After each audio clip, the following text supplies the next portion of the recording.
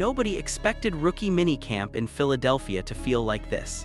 New names are already turning heads, the offense looks like it's shifting gears fast, and one historic jersey decision just reopened old legends.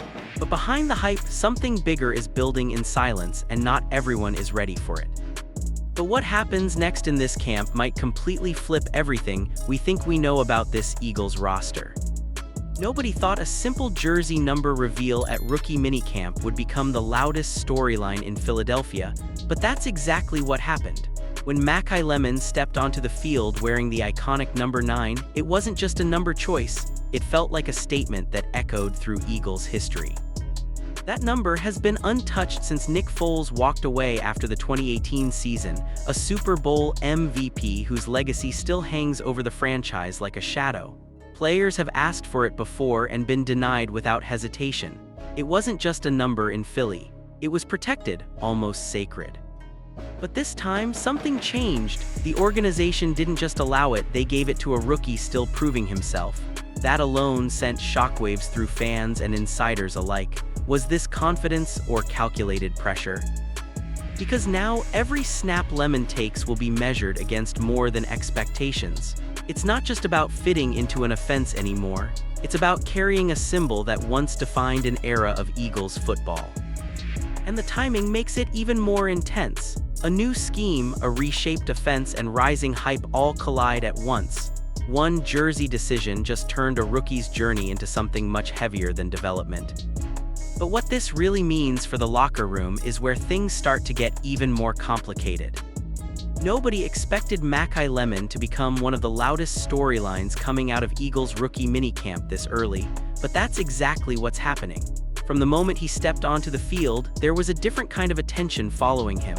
Not just because he's a rookie, but because of what he might already represent in this offense. Behind the scenes, coaches are seeing something that doesn't usually show up this fast: natural separation, clean route timing, and a rare ability to turn short catches into explosive gains. In fact, his 2025 college tape showed over 500 yards after the catch and more than 20 forced missed tackles, a number that immediately stood out to evaluators who believe this offense has been missing exactly that kind of threat. And then the buzz started building even faster. Analysts began floating his name in Offensive Rookie of the Year conversations, not as a favorite, but as a dangerous sleeper if everything clicks early. That's where things get interesting, because Philadelphia didn't just add him to develop slowly. They're already talking about how he fits alongside A.J. Brown and Devonta Smith in real, meaningful packages. Even more surprising, the connection is already being built off the field too. A group text involving Jalen Hurts and Makai Lemon, set up through Lincoln Riley, quietly sparked early chemistry discussions before a single regular season snap. But not everyone is ready to believe the hype is real just yet. Nobody in Philadelphia expected a rookie minicamp storyline to start circling around Jalen Hurts this early, but that's exactly what's happening with Makai Lemon. From the outside, it looks simple: a rookie receiver getting his first reps, learning an NFL system, trying to earn trust. But behind the scenes, there's already a quiet push to accelerate something bigger. Coaches aren't just watching Lemon as a development piece, they're testing how quickly he can sync with the franchise quarterback. That's where things get interesting. Early practice clips show Hurts and Lemon already working on timing routes, quick reads, and spacing concepts that don't usually get polished until deep into training camp. It's not perfection yet, not even close, but the chemistry looks unusually natural for day one energy. Then comes the twist. Lincoln Riley's involvement in setting up early communication between the two didn't just create familiarity, it created urgency. The idea is simple: shorten the learning curve before defenses ever get a chance to study it. And that's why whispers inside the building are starting to grow. If this connection clicks even half as fast as coaches hope, it changes how this entire offense is structured around Brown and Smith. But the real question isn't whether the chemistry exists, it's how soon defenses will be forced to deal with it. Nobody expected Eli Sturz to walk into Philadelphia and immediately become one of the most debated rookies in camp, but that's exactly what's happening. On paper, he's a second-round tight end with upside. In reality, his first NFL practice reps exposed exactly why scouts were split on him coming out. The route running flashes are there, the hands look clean in space, and he can create separation like a receiver at times. But the moment the pads come on, the conversation changes. Coaches have already been pushing him through blocking drills early, and that's where the doubts start to show. Hand placement, leverage, and sustained strength are still developing, no surprise for a player transitioning from a quarterback background. But in Philadelphia, patience is never unlimited when expectations are high. What makes it more intense is the company he's being compared to. Names like Brock Bowers, Sam Laporta, and Dallas Goedert keep coming up, not because he's reached that level, but because that's the standard fans already want him to meet. That kind of pressure doesn't ease up in this city. Still, inside the building, the message is consistent: don't rush the judgment. They see a mismatch weapon, not just a developmental project. But the real question is whether Philly will give him enough time before the noise gets too loud to ignore.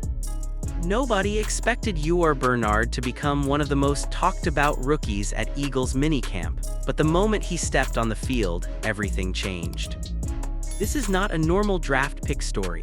Bernard is a 7th-round selection who had never played a single snap of football before entering the NFL. No college tape, no polished technique, no long development resume. Just raw size, elite athletic traits, and one of the most unusual evaluations the Eagles scouting department has ever committed to. And yet, from the first practice, you could see why Philadelphia took the gamble. The frame is massive, the movement is surprisingly fluid for his size, and the physical tools are undeniable. But the rawness is just as obvious. Every drill looks like a learning experience in real time. Hand placement, footwork, leverage, even basic recognition is still being built from scratch. That's where the Eagles' long-term vision kicks in. Coaches aren't expecting production now. They're building a timeline measured in years, not weeks. And if there's one organization in the NFL that has turned unfinished projects into stars before, it's this one. Comparisons to Jordan Mailata are already floating around inside the building, but even that feels early. Because the real question isn't whether Bernard is talented, it's how far Philly is willing to take this experiment before the pressure forces a decision. Nobody expected the Eagles' safety room to turn into the most crowded and confusing battle of rookie minicamp, but that's exactly what's unfolding in Philadelphia. On paper, it looks stable. In reality, it's anything but. Nearly 10 safeties are competing for roles on a 90-man roster, and that kind of numbers game doesn't happen by accident. It signals uncertainty, experimentation, and a coaching staff still trying to figure out what the final picture looks like. Vic Fangio is at the center of it all. Known for his two-high shell systems and defensive structure, he's quietly testing combinations that suggest no job is guaranteed. Even returning names like Marcus Epps aren't locked into anything, while younger players like Cole Wozniacki are suddenly getting real opportunities to prove they can handle NFL speed. Every rep matters more than usual because nothing is settled yet, not roles, not rotations, not even identity. And that's where the tension builds. When a defense carries this many bodies at one position, it usually means one thing: moves are coming. Behind the scenes, there's already belief that the final roster at safety won't look anything like the current one. Competition is driving everything, but so is instability. And the real question now is simple: who survives when the Eagles finally stop experimenting and start cutting? The Eagles aren't just going through rookie minicamp, they're standing at the edge of something that could reshape the entire direction of this team. Every day on the field is showing the same pattern: new rookies stepping in and immediately flashing potential.